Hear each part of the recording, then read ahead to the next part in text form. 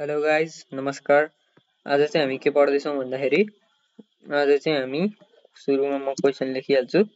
Question चाहिँ हाम्रो के छ भन्दा write a C program to read a number and display its multiplication table up to 10th term.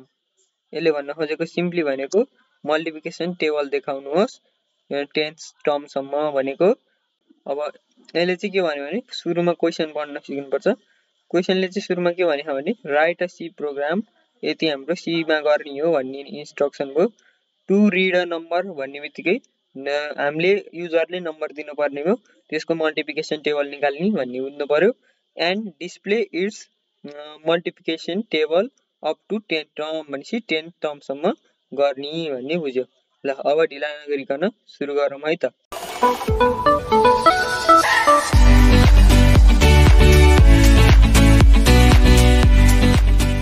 Okay, अब यहाँनिर के छ भन्दाखेरि हाम्रो क्वेसन भइहाल्यो। क्वेसन पछि अब हामीलाई के चाहिन्छ, इन्ट भित्र हामीले लेख्नुपर्छ। इन्ट भित्र लेख्नुपर्छ हामीलाई के चाहिन्छ भन्दाखेरि सुरुमा इन्ट भनेको इन्टिजर, एउटा एन चाहिन्छ, अर्को चाहिन्छ आई, यति भए पुग्छ। एन भनेको युजरसँग इनपुट लिन, आई भनेको लुप चलाउन, हाम्रो आई भनेको लुप चलाउन है त। त्यसपछि म चाहिँ यहाँ प्रोग्रामिङ युज गर्दैछु, के भएन हजुरहरू जे पनि युज गर्न सक्नुहुन्छ। अब यहाँनिर इन्टर दि नम्बर भन्ने स्ल्यास एनले चाहिँ हाम्रो लाइनलाई ब्रेक गर्ने काम गर्छ। त्यसपछि हामी अब युजरसँग डेटा माग्छौँ। युजरसँग डेटा मागिसकेपछि हाम्रो के हुन्छ भन्दाखेरि हामीले युजरबाट डेटा पाउँछौँ। एनलाई डेटा माग्नु पर्यो। अब यहाँसम्म हाम्रो के भयो भन्दाखेरि यहाँसम्म हाम्रो यति काम भयो। हामी एज अ युजर हामीले भ्यालु पुट गर्न मिल्यो। कोड एक्जिक्युसन सक्सेसफुल हैन, यतिसम्म भयो हाम्रो। अब हाम्रो कुनै पनि यसरी टाइप गर्दा यसको 10 टर्मसम्म मल्टिप्लिकेसन आउनु पर्यो हैन, सिम्पली फर्ममा मल्टिप्लिकेसन आउनु पर्यो। ओके, त्यसको लागि हामी के गर्न सक्छौँ भन्दा सुरुमा अब हामीले लुप चलाउनु पर्यो। लुप के को लागि भन्दा एकैचोटि देखाउन, एउटा प्रिन्ट एफ गर्दा त हामीलाई त्यस्तो गर्ने हैन, किनकि हामी कोड गर्दैछौँ। कोडमा हामीले फास्ट फरवर्ड गर्नुपर्ने हुन्छ। अब यसमा फर लुप चलाउँदा आई इक्वल्स टु 0, आईलाई 0 राख्ने, आई इज लेस देन 11, किनकि 11 भयो भने 0 बाट 11 सम्म गर्दा 10 सम्म हुन जान्छ। त्यसपछि फेरि यस्तो, अनि आई प्लस प्लस भनेको आई चाहिँ बढ्दै जाने भन्न खोजेको। त्यसपछि यहाँनिर हामीले कर्ली ब्राकेट खोलेर यहाँनिर हामी प्रिन्ट एफ गरेर % d इन्टु, मैले यहाँ चाहिँ इन्टु भनेको त्यो इन्टु नै हालेको छैन, एक्स साइन हालेको छु, किनकि कम्प्युटरमा इन्टु ठ्याक्कै हुँदैन, स्टार टाइपको हुन्छ, त्यही भएर मैले यो हालेको छु। % d इक्वल टु हाम्रो इक्वल्स टु %d। यो %d ले के जनाउँछ भन्दा हाम्रो इन्टिजर जनाउँछ। अब यो %d भनेको के हो, यो %d भनेको के हो, यो %d भनेको के हो हामीले डिफाइन गर्नुपर्ने हुन्छ सिम्पली फर्ममा। अब हामीले यसलाई डिफाइन गर्दा कसरी डिफाइन गर्न सक्छौँ भन्दा सुरुको %d भनेको हाम्रो कस्तो हुन्छ, म यहाँ लेख्छु अहिलेलाई 2 इन्टु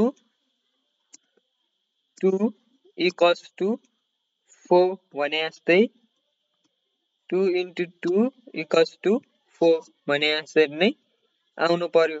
भनेपछि 2 इन्टु 2 इक्वल्स टु 4 भनेपछि हाम्रो युजरले दिएको सुरुमा हुनु पर्यो 1 1 जा 2 2 जा 3 3 जा टाइप लाइक द्याट हैन सुरुमा युजरको हुनु पर्यो हामीले युजर कुन लिया एन यहाँ एन लेख्नु पर्यो त्यसपछि हाम्रो सेकेन्ड यो बिचतिर अब हैन हामी डी यो डी भनेको के हो यो डी भनेको के हो मात्र हाल्छौं अब यो भनेको हामीले 10th टर्मसम्म गर्दा 1 2 3 4 5 6 गर्दै आउँछ नि त त्यसो हुँदाखेरि हाम्रो यो पर्सेन्ट डी भनेको हाम्रो यो हामीले फर लुप लगाएर गरेको आई हो त्यसपछि हाम्रो अन्तिममा यो डी भनेको हाम्रो रिजल्ट हो यो रिजल्ट कसरी आउँछ हाम्रो यो इन्टु आई गर्यो भने हाम्रो रिजल्ट आउँछ ल यति हो अब यसमा हामीले के गर्न सक्छौं भन्दाखेरि यति हो सिम्पली कोड यति हो अब हामी हाम्रो रिजल्ट के आयो भनेर हेर्छौं है त अहिलेसम्म केही प्रब्लम छैन हामी 5 को टेबल हेर्छौं है त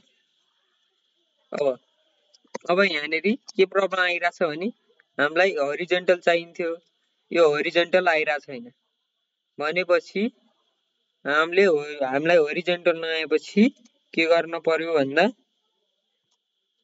हरिजन्टल नआएपछि हरिजन्टल ल्याउनको लागि हरेक इचमा लाइन ब्रेक गराउनु पर्यो नि त लाइन ब्रेक गर्नको लागि स्ल्याश एन हाल्नु पर्छ स्ल्याश एन अब लाइन ब्रेक हुन्छ 5 को हैन 5 को ओके 5 0 जा 0 5 1 जा 1 5 2 जा 2 अब हामीलाई यो 5 0 जा 0 भन्ने चाहिदैन त्यसैकारणले हामी के गर्न पनि सक्छौं भन्दा यसलाई 1 लेख्दिन पनि सक्छौं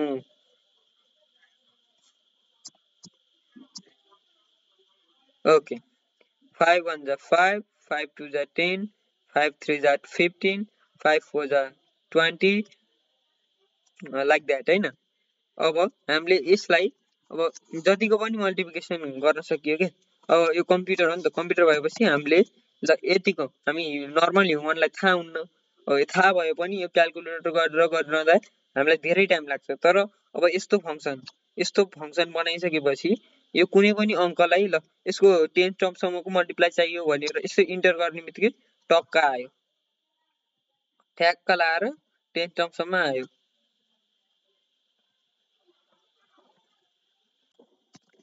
जस्तै 87 को पनि फ्याटै आयो हामीले नर्मली ह्युमनले गर्दाखेरि यसो गर्न सक्दैनौं हैन ओके